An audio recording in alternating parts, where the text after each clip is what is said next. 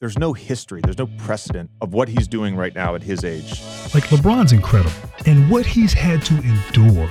It's one thing to get to the top, it's another thing to stay there. Like that, all that stuff y'all seeing, it ain't going away no time soon. I've never seen two guys play at that level For three straight games. It's the games. craziest thing I've ever seen. Like it's tough to get past this motherfucker. I don't care who you are. We, collectively, as a society, have damn near tried everything to somehow discredit or dismantle LeBron's legacy. Yeah, this dude's got to be the best basketball player ever. I was scared as hell. He was on another planet. And he had other ideas for his career. And all that guy has done is win, break records, build enterprises, build schools. LeBron for three for the win. Yes! We knew everything they were going to do. They knew everything we were going to do. And so first thing Bron asked me, like, hey, man, where's that money? I said, man, I don't know. It disappeared, but I kept it for myself. He knew which games he needed to do more, and it's not normal. I mean, it's just not, you know. His athleticism just translates so well onto the football field. I'm like, oh my God, this dude's strong as shit. Yes, I did try to recruit LeBron, and I think that's what a lot of the animosity came from that. LeBron has like a gravitational pull, right? I was fully aware of what I had just done. I'm proud of him because he carries a lot of burden. I still have a LeBron jersey on the wall in my bedroom. I don't want to bring up a sore subject, but you're sort of an expert on this, and I've had the chance to play against LeBron in the playoffs too. But it's incredibly difficult to beat a LeBron team 4 times in a series. Yeah. And you know, you guys in 16 lose to them in the Eastern Conference Finals. In the next 2 years, you guys, when you were in Toronto, lost to them in the Eastern Conference semifinals. And he, for whatever reason, and I want to get your insight on this, for whatever reason, he's just unbeatable in the playoffs. He's so tough to beat, and it takes just a certain level of intellect to even get to his level.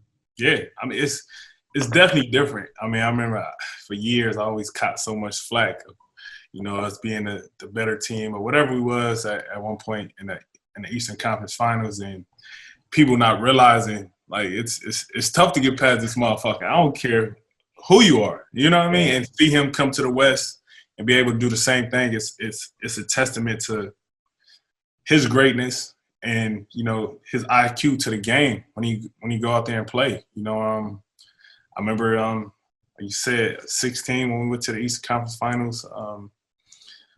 We won game 3 and 4, and it was like a whole nother mindset click for him in those next 2 games where it was like, yo, it's closeout. Like, and I remember. I don't know if I even told nobody other than my close circle. I remember it was a play we was trying to run, and one of our teammates forgot the play, and Bron told him the play. Like, it was some crazy shit. It was some crazy stuff. We called it a play. He was like, "What?" And Bron told him what our play was. You know, and it just shows you like how locked in this dude be when it comes to that, come the winning time, man, and you see it when you're out there on both ends, man, on both ends. And that's just a testament to who he is, why he been to 10 finals, why he's on the verge of getting his, you know, 4th ring. Everything, man. It's crazy. The playoffs lend itself to a player of LeBron's intelligence because he finally has, not that he doesn't know this stuff during the regular. But in the playoffs, you have time to prepare. You have time to really break down film. You have time to really break down a scouting report. You have time to memorize all these plays.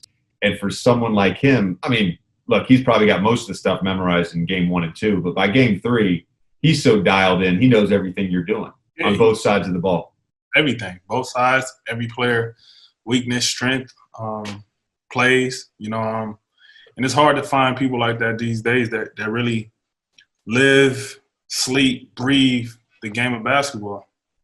Do you ever think about a what if? Like, what if LeBron was not in the East when I was on those great Raptors teams? Like, you might have a couple of championships. For sure. I mean, listen, we always said that, and it was crazy to like to even think about it, because going into the playoffs, our whole mindset was we just gotta get past one guy, you know, and we're gonna get to where we gotta go. We're gonna make it to the finals. You know, we worry about whoever we play when we get to the finals, but it was always trying to get past one guy, you know, and that was the toughest test to be able to get past. And, you know, not to take nothing away from nobody, but, you know, you see the year he left, you know, they was able to got there and able to win a championship. So now for me to be in the West and LeBron to come to the West and see him in the finals in the West,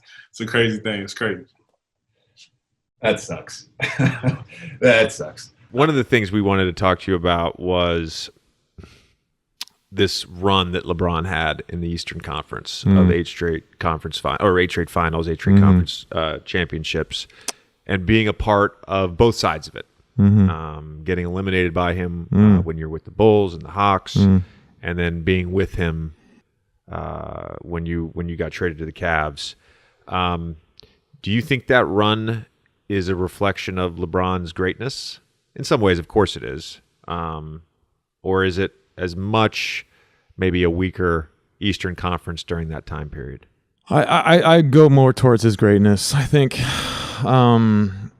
until you've spent time around him, like how serious he takes his craft and how much work he puts into it every single day. I think it's one thing to get to the top. It's another thing to stay there. Like I think what makes him great, his greatest attribute is his ability to do it again tomorrow. Like his ability to recover in mind, body, and spirit on a day-to-day basis it's out of this world. Like it's unbelievable.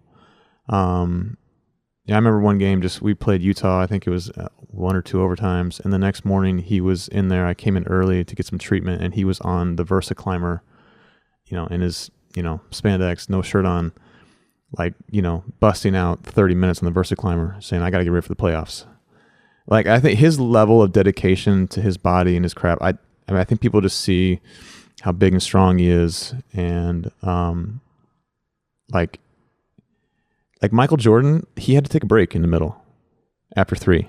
And I'm not here to debate Michael and LeBron, but like, it's a lot to be not just putting in the time, but to take the scrutiny that he does. It's like he deflects it on appearance so easily. I walk away from those years. You know, it's one thing when you're playing against them. It's easy to, you know, get hater narratives in your head. But then when you're with him and you see his dedication to his craft, you see what he puts into it every single day. He is literally the first person there and the last person to leave every single day. And he's LeBron James. And he's been to the finals so many times in a row. He's been MVP, all those things. Like to me, that is his greatest achievement. Is just showing his ability to keep going, to mentally stay focused, to do the work that he has to do to be who he is. When we had DeMar on, he was talking about when those years in Toronto when they were the 1 seed and you guys would always beat them, and he was talking about the mental side of things with LeBron, how like when they would when you guys would play them, LeBron would know he would know Toronto's plays before they were running them, and he basically would be calling out to different guys on the team, you know, they're doing this, and it would just completely kind of throw them out of whack because they were like, this guy, what are we supposed to do when this guy knows exactly what we're going to do?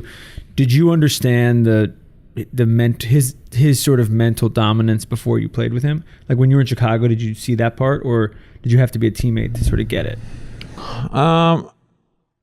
That's a good question.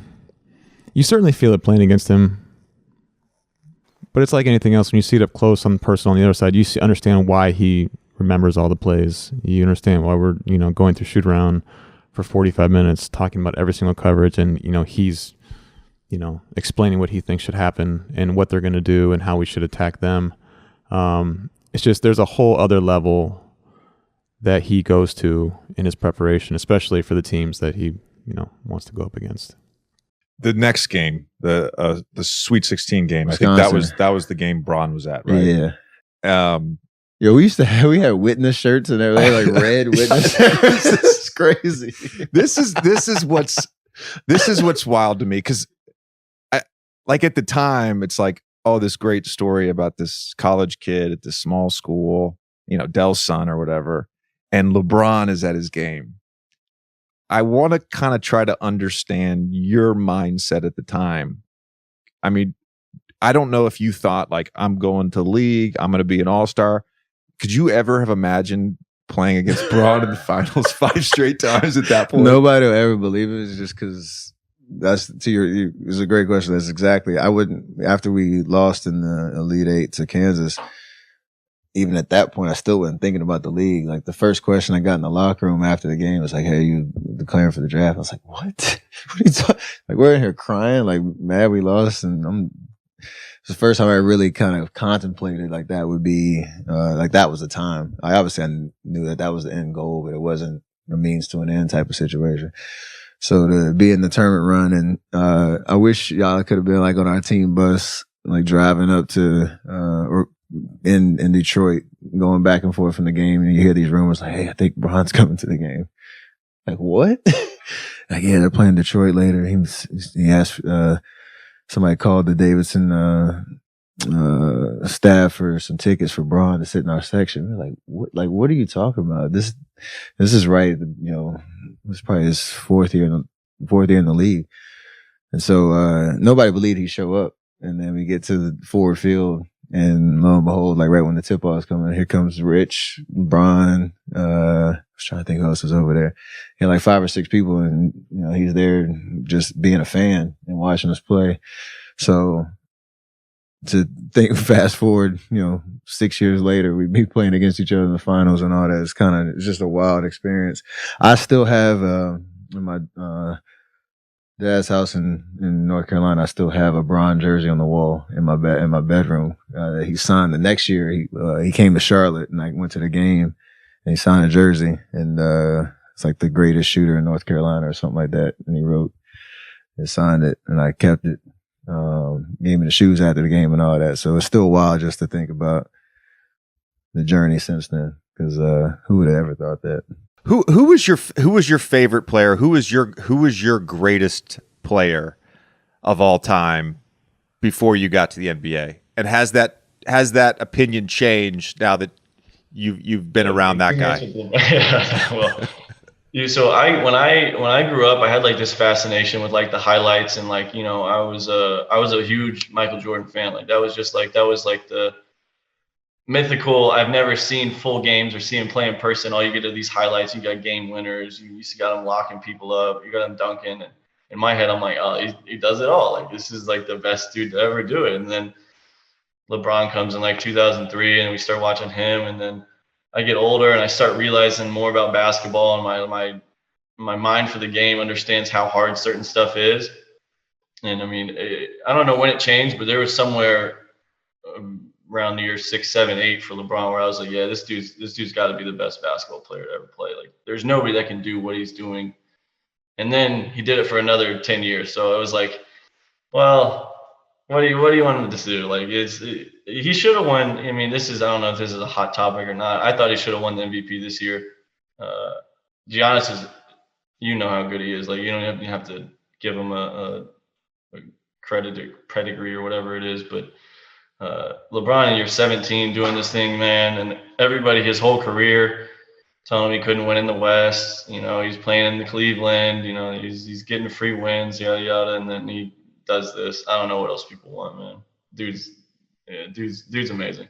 One of my favorite anecdotes recently was with DeMar, and he was talking about all the times that they played them when DeMar was in Toronto and Bron was in Cleveland, and he told the story about how there were a few times where Bron knew the plays they were running better than the guys on the Raptors, and he basically would tell them to play and be like, "Don't run this. I know what it is." Yeah, Did you have moments with him either in the bubble or just during the season from a mental standpoint where you're like, this dude is just like on another level from everybody else?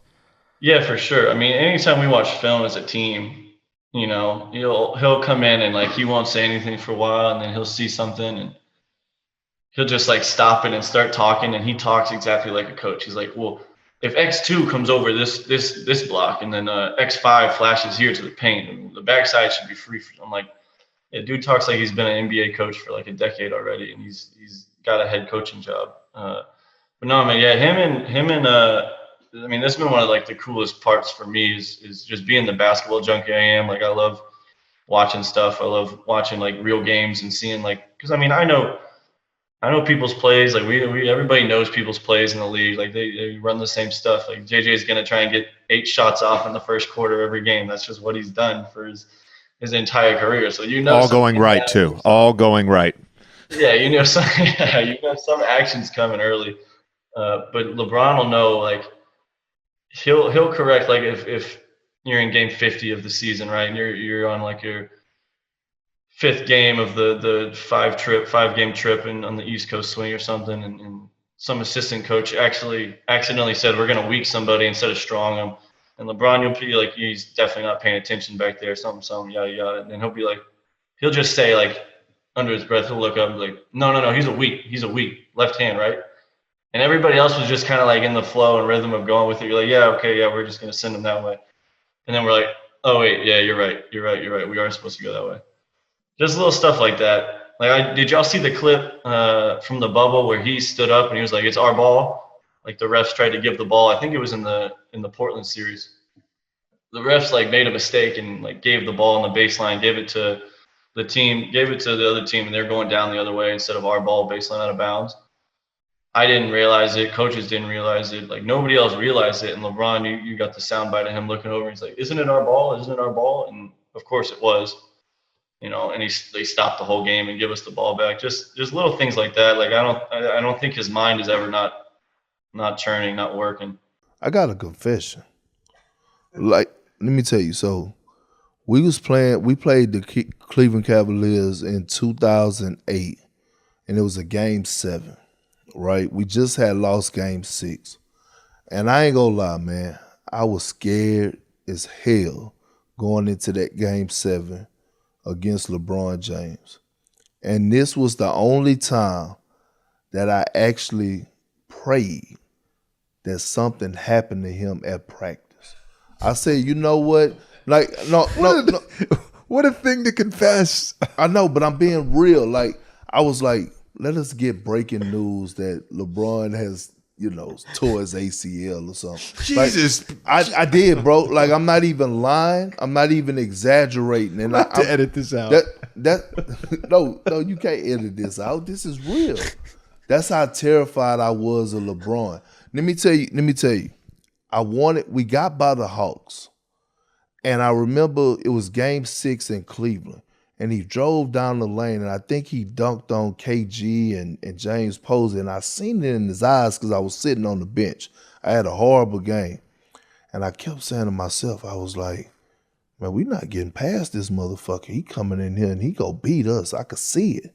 And I was scared. I was like, this is just a different dude right now.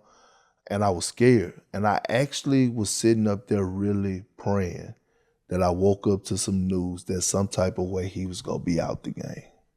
I'm going to dial, real quick, I guess I can't let this go. I'm going to dial it back. For a second and maybe just say you were praying that he had a sprained ankle. That maybe he had a stomach bug. No, a stomach bug or a sprained ankle, he still had a chance to play. I did not want him to play in this game 7. And you know what's crazy? It took a lot for us to overcome and actually win that game 7 that year. Like, Paul had to have I think he still had like 48, 12, and 11. And like PJ Brown had to have a big shot. Like, it went all the way down to the wire. And look, I tell LeBron this all the time. Like, I always tell him, hey, look, man, he's really the chosen one. Like, seriously. This motherfucker, everything he touches gold. He wins in card games. He take everybody. Wins at life. Wins in business. No, everything. Everything. But that particular year, I was literally praying on his downfall. That's how bad I wanted to win.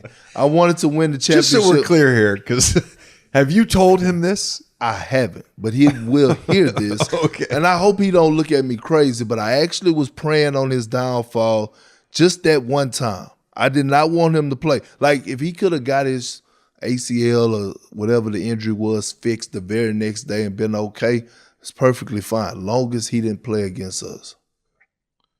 Maybe like a really bad traffic jam, right? Bro, Where I mean, maybe is his car breaks down on the way it's to not go. high It's ankle not sprain. like, it's Yeah, not like I wanted him to die. Was Miami LeBron peak LeBron? Yeah, I have to argue. I think he's transformed so many times, but I feel that second year, I think he was on another planet. And it got to the point where we were just kind of, I'm a pretty good basketball player, but I'm kind of just watching him do his thing right now because he's just, I don't know what the hell is going on. I don't know where he is, but mentally, I mean, he was like shooting 60% for weeks, and I mean, he wasn't missing. He made it easy. Then it's all right, cool. I'll be here on defense, getting some stops. I'll be open whenever you guys need me. It just became, he was very, very motivated to be successful. And I think us as a unit, the way we played the game, it allowed him to be successful. And then I think he was able to play off the ball a lot. I think once he went to Cleveland, he had the ball in his hands more, and he was asked to do more. Still the case in LA, and I don't know how he keeps up with it. But I think that time we could put him off the ball, have him working off of cuts, make a play for him, get him in the post, get the pick and roll. He functioned in different spots in the court, but he had Ray Allen to kick it to, and James Jones and Mike Miller to kick it to. I mean, dead eye spot up shooters, So I think that made him a little more dangerous. But still, either way, it's like 1A and 1B to me. I mean, I'll take his fifth best career, and that'll be the best of my, best ever. I say this all the time, but the longevity of excellence, I don't know how else to phrase it, but the longevity of just being at the top of your game, at the top of the league for so many years, I don't think anybody else has done it. Why do you think the reaction to you guys deciding to join up in Miami was so different? We'll use another example. Let's use Danny Ainge trading for Ray Allen and Kevin Garnett and forming that big three in Boston, which, by the way, was only like 3 seasons prior to you guys making that decision to join up. Yeah. Why do you think the reaction was so different? Do you think it was because it was LeBron and he was sort of the best player in the game and he was supposed to do what Jordan did and not team up with other superstars to win? I definitely feel that was a big part of it. Like, I want to throw it all on Bron, but I definitely feel that, the fan base, basketball fan base had an idea of how LeBron's career was supposed to go. And it was supposed to go like Michael Jordan's career. He's supposed to stay in Cleveland his entire time and win 6 to 7 rings, right? And he had other ideas for his career. And people at the time didn't understand why would he do that, right? They looked at it as a weak move. It's a weak move that he go team up with another all-star and another all-star. So yes, that was a big part of it. I think at the same time as well, they wasn't used to playing at that time. It wasn't used to players having control. Organizations made trades. That's what happened. Free agency before that was not really that sexy like that, and even though it was some guys who, like I think it was Orlando Magic who had an opportunity to do some sexy stuff with Tim Duncan possibly and Grant Hill and T-Mac, like that would have been sexy, but that didn't happen. And it just wasn't something that was really the sexy thing to do. And at that moment when we made a decision as players and kind of put the control in the player's hand and change the dynamics of what people were used to, you always going to get hate. It's like Allen Iverson came in with braids and tattoos and sleeves, and everybody's like, this is not how the best player in the game looks. They look like Michael Jordan. They don't have tattoos. They don't. And that wasn't Allen Iverson. So you get hate when you're the first ones to do it in the way we did it. And so we understand it. Eventually we understood it because we kind of opened up this path for players to do it for a period of time, and it became the wave. And I'm glad we did. I'm glad we took the hate. But I seen some real hatred out there, JJ. I'm talking about, I see some ugliness, and I from fans that I didn't know existed. And I come from the inner city of Chicago, and I didn't know some of this ugliness existed in the world. And when we talk about racism, when we talk about the things that people said to us, it was on display night after night. This is at the arena. This is not just people trolling on social media. You're saying this is at the arena. You're hearing stuff being said. Yeah, this is at the arenas. This is in our everyday life, right? Of us traveling, going places. At that time we had to have so much security around us because the hate was real, and people would say some of the things that you would just look at them and say, like, you don't even know me. Like, how you speak of me in this, how can you speak of me in this way? But I would never forget the Cleveland game. The first time we went back to Cleveland, I would never forget being in the locker room.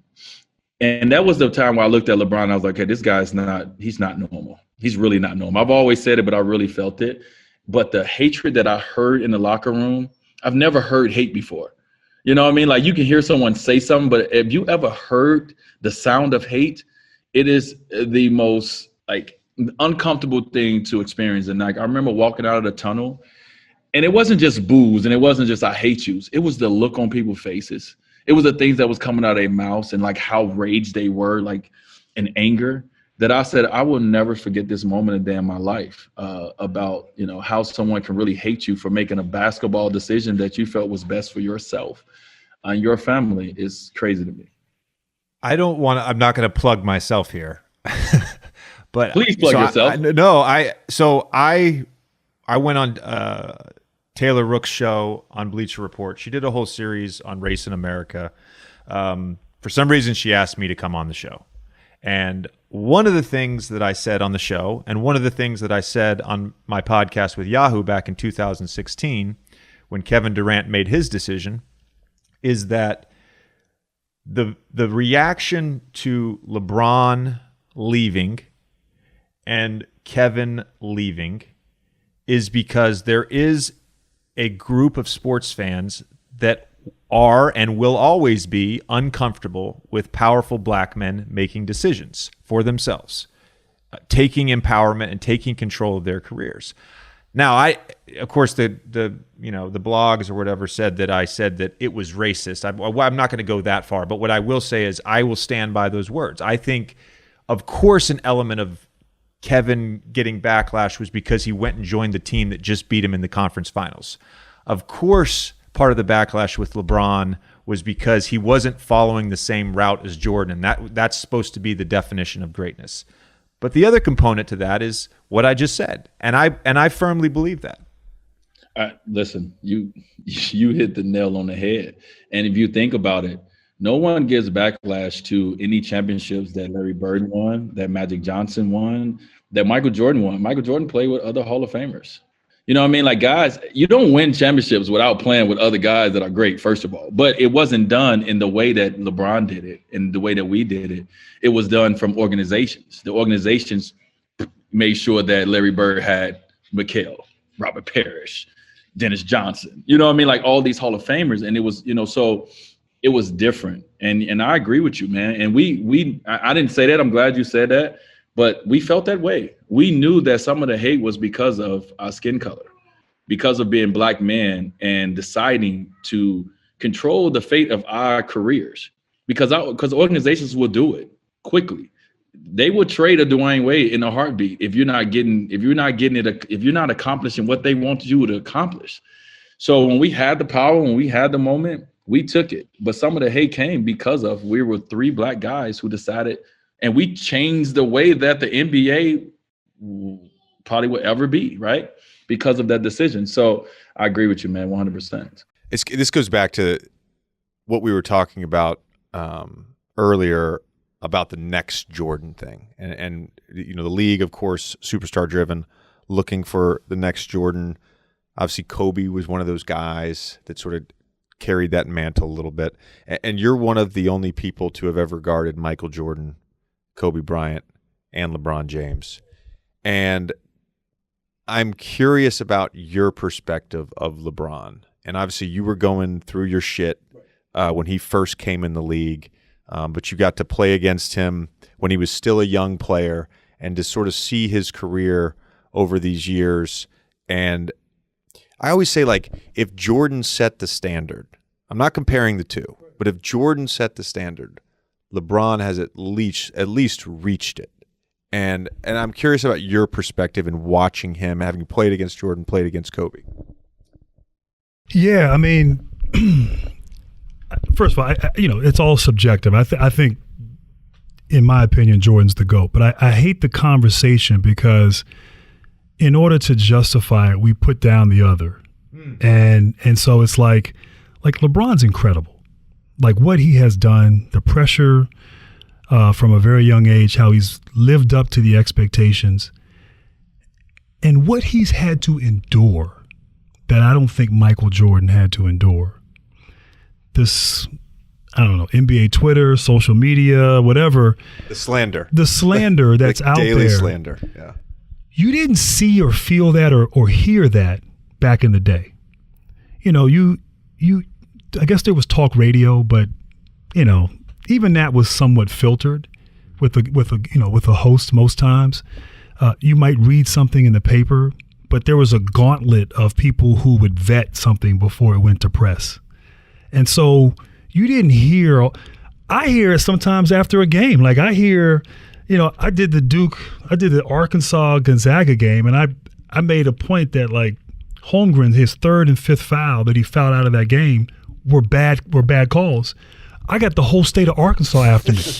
You're bitter because we beat you in '94. Like they're coming from my head, and literally, like I said, Scotty Thurman said something. He was joking in an interview, and he was like, "Yeah, Grant must be bitter," and I responded to Scotty because Scotty and I are good, and everybody was coming for me, and to the point where I had to call Scotty like, "Yo, man, your state's crazy," but like I'm just calling what I see as a broadcaster, and people, I get it, they're fans, and fans can be fanatical. Jordan didn't have to experience, like LeBron had that added burden of that, like just hearing it from everywhere and how he's been able to tune that out and go out and play and be a pass first guy who could very well be the all-time leading scorer, which is incredible. He found that balance of like, early on, I think he at times would struggle. Now he got to a point, I don't know, last 10 years where he could just put up high 30s, get double-digit assists, and just purely dominate the game. And so those old heads who love like Jordan, I don't think we fully appreciate like what LeBron has done in this environment that he's in and how he's done things off the court. He's taken it to a whole nother level, empowering his friends, building multiple platforms. That's what life is. That's what the game is. It should evolve. It should be better than the previous generation. So LeBron is an incredible. I don't know LeBron that well. I don't pretend that we're super close, but I've really admired him as a player and sort of just being that face of a league for so many years. But no player has ever endured, in my opinion, not J.J. Redick at Duke, not Christian Laettner, but have endured as much vitriol and just abuse and slander that LeBron James has endured. Yeah. Sorry, JJ. No, I agree. You got it for 4 years. You got it for 4 years. I always say to like my teammates would like complain about like the hate. Oh, this guy's hating on me, or these people are hating on me, or the Twitter comments hating on me. I'm like, dude, LeBron's probably probably the best player of our generation, and that guy gets more hate than anyone else. Like it's just the world we live in. Relax, guy. It's not a real thing. It is. You're right. It is. It's incredible. Chris, between you and like what LeBron just does year in, year out, where it's, the guy it's every year it just sort of gets more amazing, the level that he's playing at. I think for me, and it's funny, like when you talk about Bron or see Bron, like I mean, obviously I don't listen to the talking heads and nothing like that, but they be like, oh, he's going to be this year. And I be like, y'all just some dummies. Y'all don't know. Y'all don't know. They be like, wow, he dunked. I be like, yeah, man, gonna do this. Like, you know what I'm saying? But like, I'm not surprised by it because I know how he trains. I know his discipline. I know, you know what I mean? Like that, all that stuff y'all seeing, it ain't going away no time soon. But everybody can stop starting off the year like, is this the year he's going to such and such? Y'all got a long time before that because once you find, you know, what works and what you know, and it's a discipline about it too. It's a competitiveness. All that goes into it. You know what I mean? It's like some vanity to it too. You know what I mean, Bugs? Like, listen, JJ is in his Pilates class every Tuesday and Thursday because JJ likes to weigh his abs. Okay? Facts. Right? Facts. Right. Yes. You know, but there's once you find something, you know what I mean, that works, and you know that, you know, getting a little older or whatnot, it doesn't matter, then yeah, Bron ain't slowing down no time soon. So everybody be cool. You bring up a great point, by the way. And for someone who's highly motivated, for someone who is disciplined, once you know and you have the right tools, you can do this a long time. You can do this a long time. And you get to the finals and you're up 3-1 and you're already kind of counting, you know, the win is like, oh, just get it done. Draymond suspension and all that. It kind of is a little distraction, but you're like, we're right there. Like, we're about to be 2-time like defending champs back to back and the whole vibe. And know how it ended. What I say about that 3-1 situation is I've never seen two guys play at that level for three straight games. It was the games. craziest thing I've ever seen. Like Bron and Kyrie were just on. Like we played well. They just played better, and it was hard to watch and be in that vibe where you couldn't do anything about it. And we still had an opportunity to win game 5 and 7 down the stretch. And then the Kevin Love possession, which is one of my, like, if there's like one play, like I know I should have done something different, it's that one. It's like there's way more time on the clock than I thought. Me trying to answer Kyrie's 3 over me was kind of in my head, and you know, you force up a shot and you kind of lose momentum, and they win on your home floor. But you can always tip your hat to somebody who just outplayed you. And that's what they did for 3 straight games.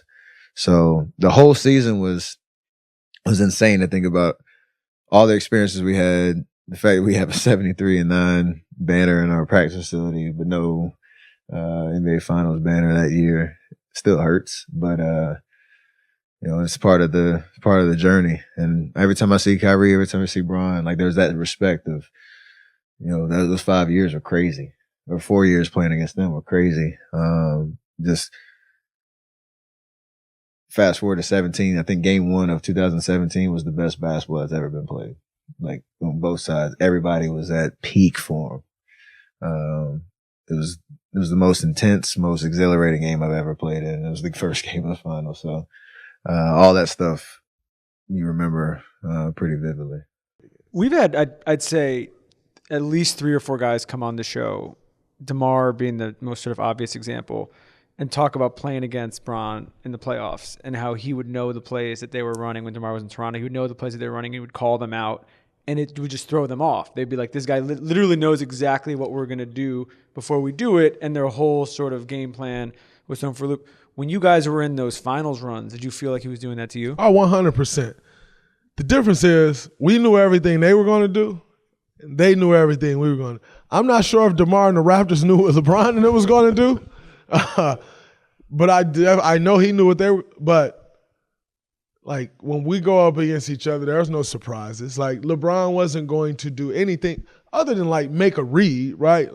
They weren't going to do anything that we didn't expect them to do. And we weren't going to do anything that they didn't expect us to do. So what does it come down to? Who turns the ball over less? Who rebounds better? Who fouls less? Obviously, you got to make shots. You know, who's hotter that night? Who's getting the better looks? And then most importantly, who has the more talent? Because for us, And like that's what it boils down to in the end. You know, when you're on that same playing field, we're not making game plan mistakes. You know, we know the game plan. You're not going to beat us running these sets for this guy or that guy. Like we know all of that stuff. So it's going to come down to who wants it more by doing all of those little things. I remember we were down 2-1. We were down 2-1 in 2015. Yeah, that's the year. Yeah, 2015 finals. We're down 2-1. Dellavedova was beating us to every single loose ball. Dellavedova and Tristan Thompson. They were beating us, the ball on the floor. They beat us, they're first on the floor.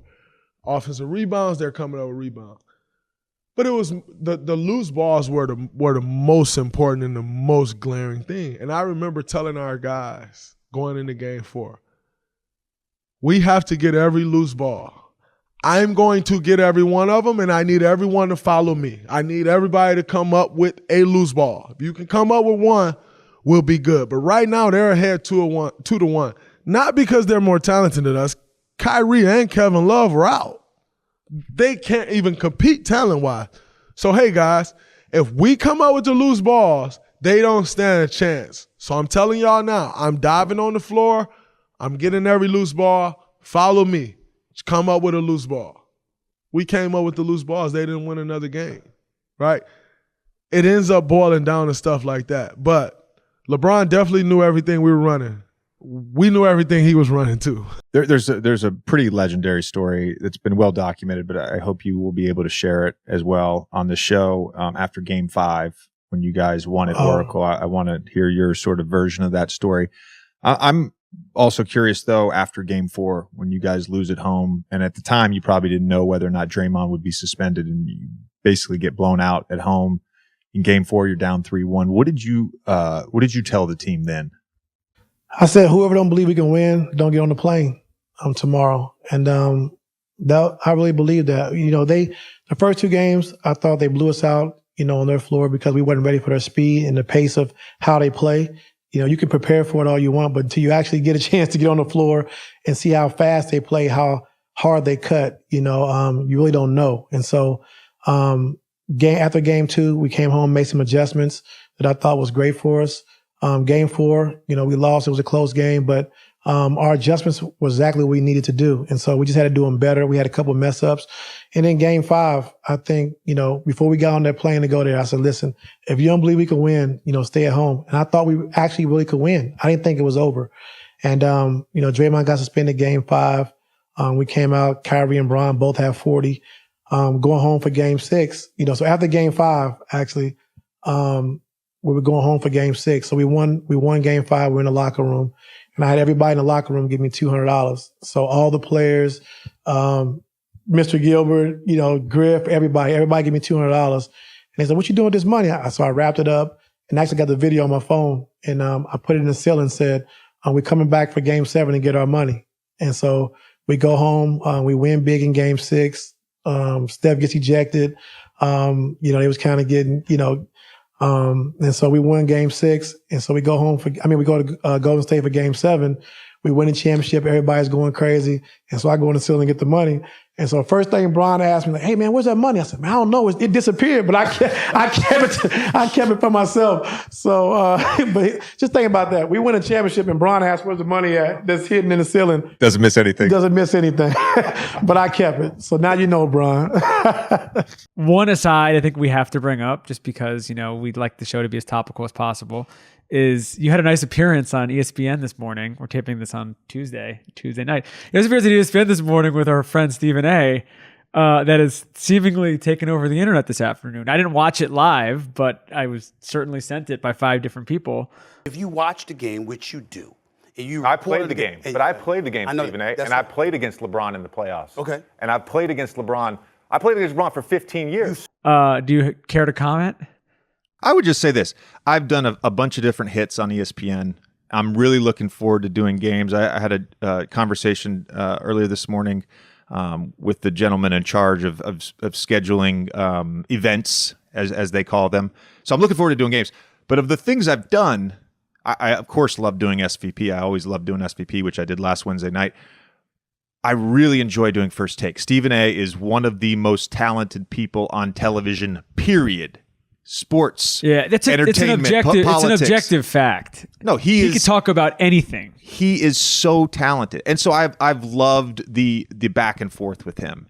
And my thing today was we got into a little bit of debate about whether the suspensions were warranted. He felt like Isaiah Stewart should have got more. And one of the takeaways I had was we're going to punish Isaiah Stewart more because he's bigger and stronger and nobody could tackle him.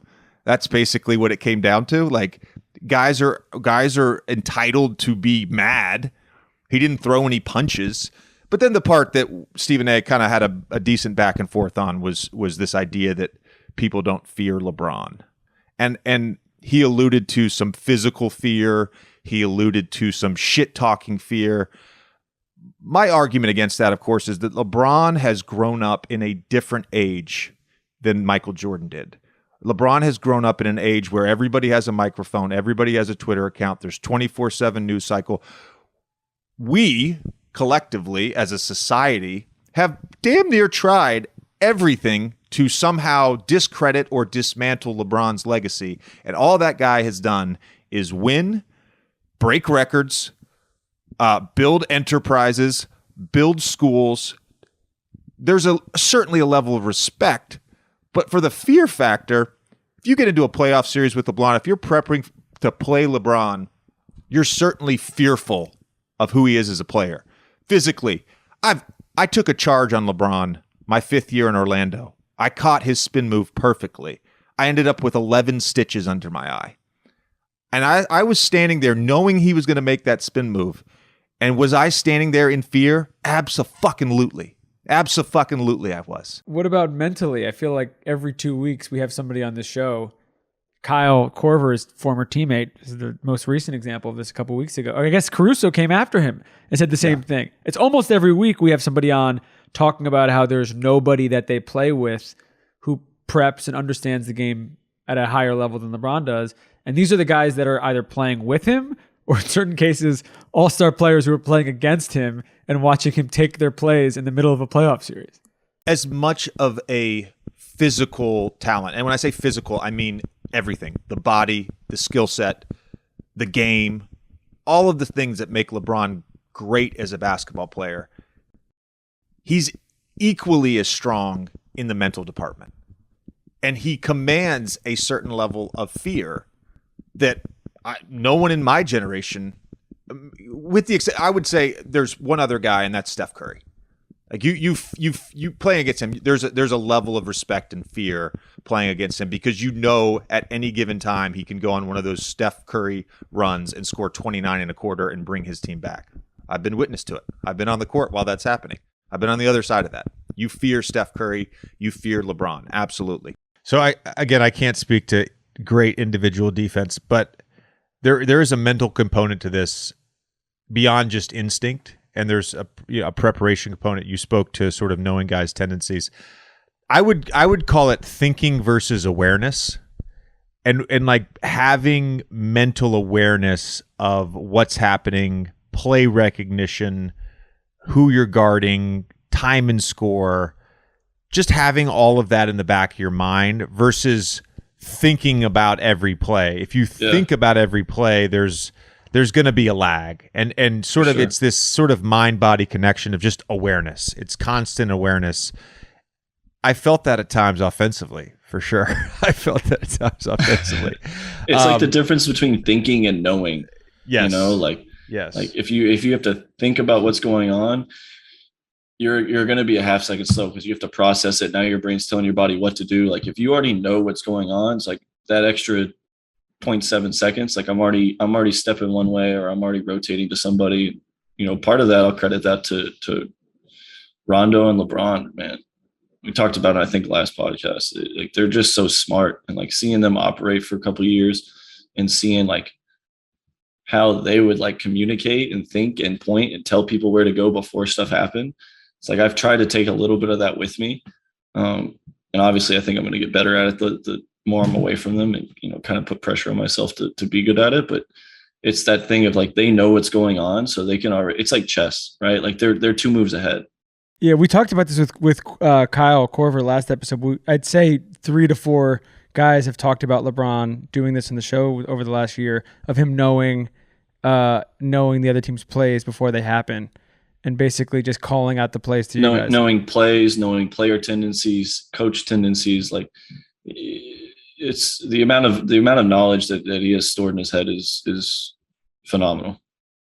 Like I've taken that, like me playing guys now, like my first couple of years in the league, like I didn't understand, like certain guys love to go to the left, certain guys are not really trying to get to the rim. They're trying to play in the mid range, or certain guys are going to flop, or, different things. And like now for me, like I know all this stuff. Like I have the encyclopedia in my head. Like I don't have to think about it. I don't have to look at the scouting report. Like I already know what this player is going to do. And that's something that they enlightened me on, that I didn't know you could be that detailed and have that much knowledge about the other team and the other players. And it's just another weapon to have. The LeBron dunk in Game 7. With 6:45 remaining, Tatum drives down and throws it down. Wow! Obviously, everybody watching it at home went crazy like that. Did that feel like obviously at the time you're playing, you're not thinking about the significance of it or anything like that, but did you feel like that game, even though you guys lost, was a big moment for you, or just, losing was, the frustration was there and you kind of didn't have any thought afterwards except, frustration? Both. I was fully aware of what you had just done. I had just done. Right after the game, I remember as soon as the game ended, everybody, especially after the playoffs, you dap each other up, wish you the next, good luck and stuff. And I remember I had talked to Brian for like a minute straight. We were talking, and in that moment, I realized what I had just done, how close we were, and that was kind of the like, all right, I'm gonna be pretty good for a while. Like I think the world realized it. LeBron had realized it at that point. I was 20 years old. And I remember like obviously being upset. It was Game 7. You want to go to the finals, but I remember like, I'm gonna be pretty good at this. What did you learn from Bron in that series, in that playoff series?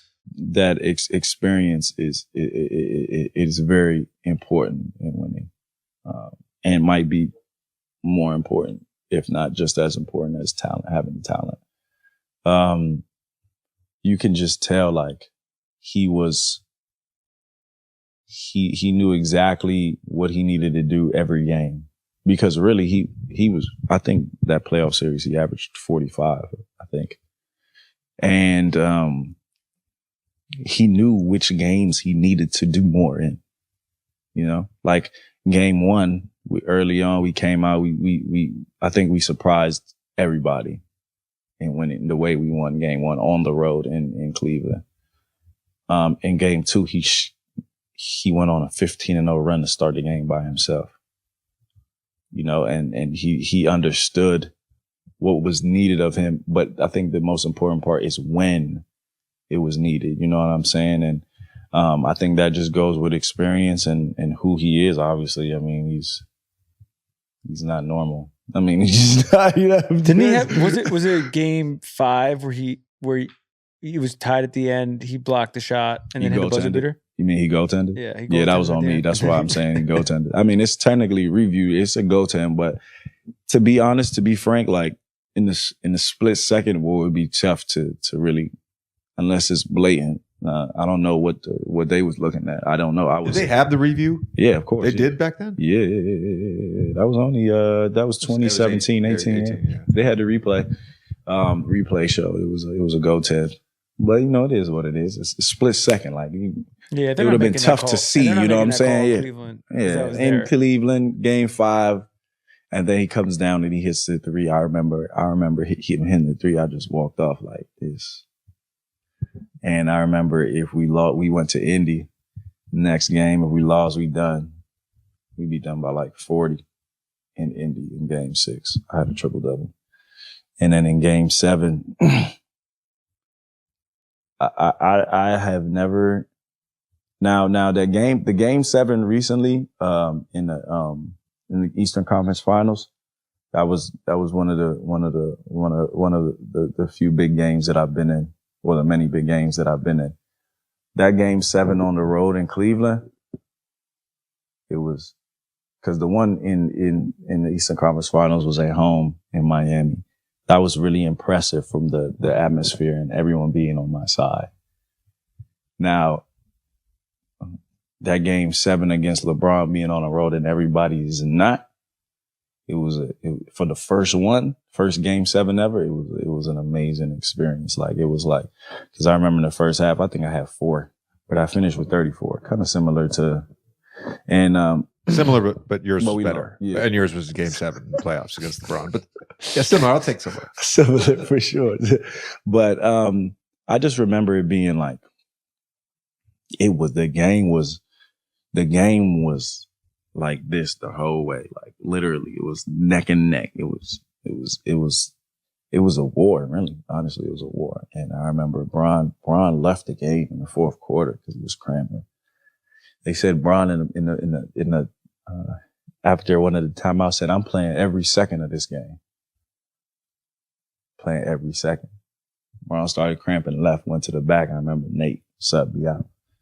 I remember I'm sitting and they go on a 9-0 run without Bron. That was the first time I think they did that the whole series. And they ended up beating us. It was tough. I was really upset, but it was a great experience to go against someone like that. You know what I'm saying? And to be matched up and like against the best player in the world and go toe to toe with him. Yeah, that was a different type of drug for sure. That 18 LeBron was different. Yeah, he was. He willed that team to the finals. To the finals. That was one of the I don't know. We'll have to ask Bron someday what he thinks peak LeBron is, but that was as impressive of like a playoff run as I've seen. In the finals. They should have won. The one they lost. They should have won. 51. Insane. Yeah. Yeah, 50. I love when people who don't play a particular sport at a high level compare themselves or like try to talk about their game in a certain way. No, it's just funny, there's people that play pickup and they'll come up to me like, "Yo, I try to shoot like you when I play, but clearly you can't shoot like me." One of the ongoing sort of dialogues that happens in sports is LeBron as an NFL player. Do you think that he could be an NFL tight end? 1,000%, man. 1,000%. His athleticism just translates so well onto the football field. Not a lot of the one thing that I've experienced being in the tight end room in Kansas City is we've actually had 4 guys come into the building as basketball from like just playing straight college basketball and trying to make the transition into the tight end room because it's the skill sets match up so well. And the biggest thing that I've seen is just, guys in basketball are always on their toes. Even when they're sprinting, they're on their toes. They're not really taking big strides. And that's one thing that I've seen out of LeBron is his strides are enormous when he's running. And he knows how to play with acceleration, deceleration, and things like that to kind of have his own tempo throughout the game. So I think all of that stuff would translate perfectly onto the field. He'd probably just be the LeBron James of the NFL instead of the LeBron James of the NBA. So if LeBron James spent a week at your tight end university in Nashville, could you think he would need a week there in a training camp and he could be out on the NFL field? I think it takes a little bit more than that. But you never know, man. He might just be a natural. We have to see what he can do, in the box, see what he can do with the a big lineman in front of him. Who knows? Maybe we'll put him through some blocking drills if we can get him out there and we can find time to get him to tight end U. Because that's what I'm really interested in. Can he throw a cut block? Can he move a guy? Things like that. That's the fun stuff that we like to see. We know he can go up and get the ball. I mean, that's obvious, right? You have a welcome to the league moment with you? I mean, it was probably last year when we played the Lakers. It's like our fourth game of the year. I mean, we started out the year, I think, played like Orlando, Cleveland. So not to say anything bad about, those teams or anything like that. I mean, obviously Cleveland's doing some special stuff this year, but, I hadn't seen like any true superstars yet. And then I think game 4, we play a healthy Lakers team. And it's like, LeBron, AD, all them. And I'm picking up LeBron full court, and it's like the end of the quarter. So like I'm trying to be pesky on the ball, and he just put a forearm on me, and I'm like, oh my God, this dude's strong as shit. But so that was kind of like my welcome to the league moment. Just like, I've fulfilled a lifelong dream of mine. Obviously he's special talent, one of the greatest players to ever do it. And it was eye-opening for me for sure. Was LeBron sort of the guy for you growing up? Because I was just thinking about I grew up with LeBron. We played against each other in high school. We did camps together. I think I met LeBron when we were 15 years old. Yeah. So for me, it wasn't him. For sure. For me, when I got to the league, it was Kobe. Yeah. I couldn't believe I got to play against Kobe, which was wild. But for you, was it LeBron? No. So I mean, I was like when I was older, through my high school, middle school years, is when he was really in the finals every year. So that's kind of where that comes from. But when I was a kid, I mean, I like Dwyane Wade, Kobe, of course. Reggie Miller was an Indiana kid that used to shoot the ball like crazy. So those were like my 3 guys that I really, really loved. All right, before we get to the draft, I do have one last question. And is it a Dolph Shays question? No, this is not a Dolph Shays question. But you watch the NBA, and we players, teams, the media, we all talk about the Lakers because they have the greatest player of our generation and one of the all-time greats. I'm not going to compare eras or players in that regard, but I think LeBron is the greatest player of our generation. Shot over 40% in his career. He has shot over 40%. Highly efficient, that LeBron James. And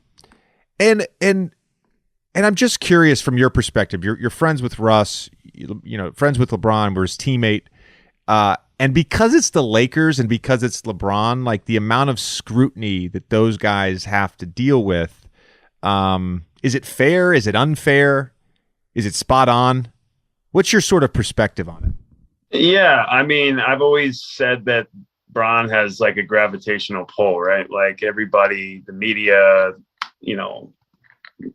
people that love him, people that hate him, people that love the Lakers, hate the Lakers, all media. I mentioned that already, but like everybody just like focuses on that. So any step in the wrong direction, people are just going to like take that and just keep just grinding away on it. And it's tough. I mean, it's obviously a massive media market. Everybody expects the Lakers to do great things, especially with having a big 3 with, even with AD being out, they expect big things from him. But, it's tough. Like, I played with Bron and we were under a lot of scrutiny as well in Cleveland, and we had great expectations, and people were saying, finals or championship or bust. So with that, every little misstep, or you lose 3 in a row, or you're hovering around 500, it's just,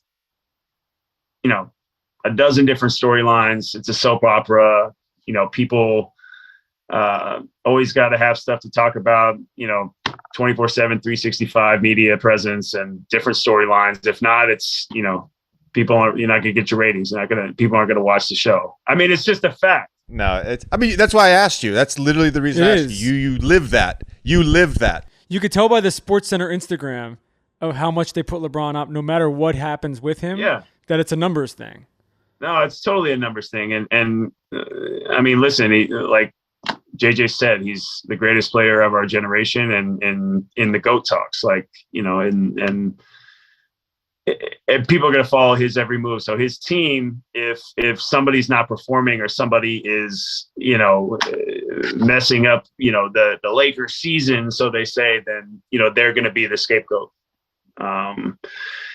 And listen, with AD out, would things likely be going different for us? I think so. I think, if AD comes back and he's healthy and motivated, he takes that team obviously to a different stratosphere. I think Russ plays better. I think Bron continues to play the way that he does because it opens up, so many different things for him.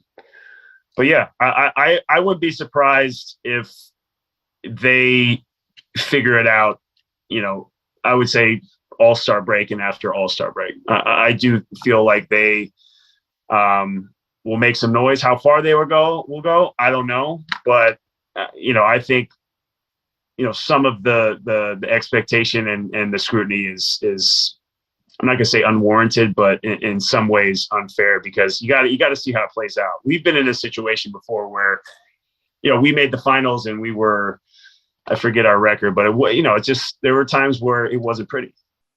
They represented us so damn well. And the NBA of the 80s built the NBA of who you are today. And those guys we didn't have a culture for USA basketball. They brought their culture to USA basketball for that moment. Then it didn't stay after that. And it was a moment in time, really a moment in time. You're talking about when you're, whatever starting five you pick all time, there are a few of them on that team. I don't care who you are. Maybe some of the younger people today, they don't know how good Magic or Bird, these guys, even Jordan. But and one thing too about Kobe was this generation's Jordan. And when he was with that horrific accident, and I can remember bringing my whole team upstairs to my 6th floor office, and they were crying. I was telling them stories because I didn't realize how much of a hero he was to this generation. And in some respects, LeBron has been that now. And I'm proud of him because he carries a mantle. He carries a lot of burden. And especially at this time of social unrest, he has really put it out there, as the league. The NBA should be very proud about how they've handled this whole thing. I don't think we should be showcasing highlights of dribble moves where the guy then misses the shot. It's very and one mixtape-esque. I don't like it. It's not good for basketball. Why? They're two different plays. I'm talking. They're not two different plays. It's a continuation of play. You made a great move. You missed a shot.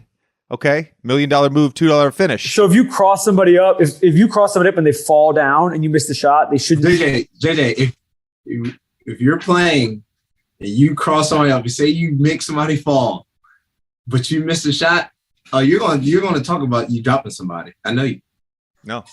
No, you won't. And I will say this: I'm gonna break a rule here. But when I played for Orlando, and LeBron was on the Heat, I made him touch earth. Magic weren't sure on his first possession. And the shot clock is down to 4. Nice move by Redick against space. Anderson battling for the rebound. But I missed the jumper. Okay, he did a little twirl. He touched earth. He did a little twirl. But I missed the jumper. And this is the first time I've ever brought it up. I don't think it's a good move. Okay, There's a good move to it. And I missed a shot. You've referenced this 3 or 4 times now in this conversation. And you certainly come across as a very confident player. So I have to bring this up. But right around the draft, it was actually the article came out the day after the draft in the Washington Post. And you said about LeBron, you said a lot of people say he's great. I want to see how great he is. I don't think anybody is better than me. He's going to have to show me he's better than me. I got to tell you, man, to deal with that the day after the draft and already be getting backlash in the league. It won't be the first time you get backlash. But where does that confidence come from? Where does that belief in self come from? It's pretty much growing up. I remember I used to play with my older brother and all his friends, and I remember, I was really young. They were like 3 years older than me. And I used to play with them, and I used to actually be in the game. So when I used to play against people my age, I was like, like it's a wrap. I'm freaking everybody, like I'm better than everybody. But then, like it just really translated to me growing up as a player. So I was like, just me being overly competitive sometimes, people might not understand what I'm trying to say. And I mean, that's what, happened the day after the draft. Opened up my phone, I got 100 notifications, missed calls and stuff. I'm like, I'm like, I just got drafted, what's the matter? But I mean, like I said before, I said in many interviews, it was no intent of like disrespecting, everybody know LeBron and his greatness and stuff. But me, myself, coming to the league, I'm a rookie. I'm not gonna say, oh, he's better than me. You know what I'm saying? Like, I think that's what people should say. This is a different way of saying it, but I think myself coming to the league, I'm like, people are gonna have to show me. Like, I'm not gonna say he's better than me. So that's really good. Listen, man, I love it. You don't need to justify yourself to me. I love it. I love it. You actually, you have clarified a few times, and you said, I think he's the best to ever play. People probably misunderstood what I was trying to say. Yeah. When you guys played against him, Nembhard hit the game winner. Tyrese threw a insane left-handed pass. And did he show you that night that he was better than you? He's trying to put me in trouble. No, I'm gonna be honest. When started the game, he had like 10 points in a row, and I was like, what did I do? What did I do? Yeah. But after that, I was like, I'm just going the game. I missed my first 3 shots, and then I had a charge. So I was like, yo, man, you got to wake up, man. Everybody's watching the game right now. So, but it was great. It was a great game. I was gonna ask you about the 2010 summer, when all the craziness is going on with Bron. Right. Let's be clear. I had to wait for every other free agent to sign. That's right. Before the Bulls gave me cap space. When all this happened, you know how good you guys are. You know what your potential is and everything like that. Like, what are you thinking watching all this stuff? I'm thinking that we're gonna get I'm thinking they're coming to Chicago. Was there a period where you were like, you really thought that they were coming? Yeah. I mean, I had Chris Bosh basically told me, yo, I'm coming to Chicago. If Chris Bosh came to Chicago, I mean, do they go to Miami? Do they stay in Miami? I don't know. I tried to recruit all of them. Like, I didn't care if it didn't matter. Whatever it took to get the Bulls better, I was doing it. Derek wasn't doing none of that shit. I was doing all that. So, I mean, people don't know that, but yes, I did try to recruit LeBron. Yes, I did try to recruit D Wade. And I think that that's what a lot of the animosity came from that. It was just like, yo, man, he's like, Chris straight up told me he was fucking coming to Chicago. So I think that it made things like it fueled the fire that much more. I feel like you're one of those guys. Listen, you've described that. I feel like you're one of those guys. Like KG was like this. I'm trying to think. There's a few guys like this. Like, I can simultaneously be competitive, but also say, hey, even though we're not on the same team, you're my friend. Mm-hmm. I feel like you're one of those guys that, like, if you're not on your team, you have a deep-seated hatred in your heart for them. And you know what? And that's something that I have to learn and grow and do better. That's my shit. That's my bullshit. So I think that as I got older, I realized that that's not a good way to be.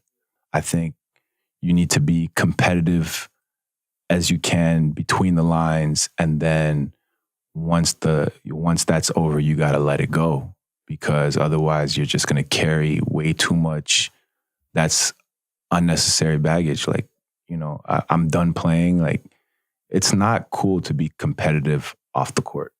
I know you're a 26-year-old who just finished his 3rd year, so you're not going to say anything bad about LeBron. But just provide some insight into what type of teammate he is, and what separates him in terms of his greatness on a day-to-day basis.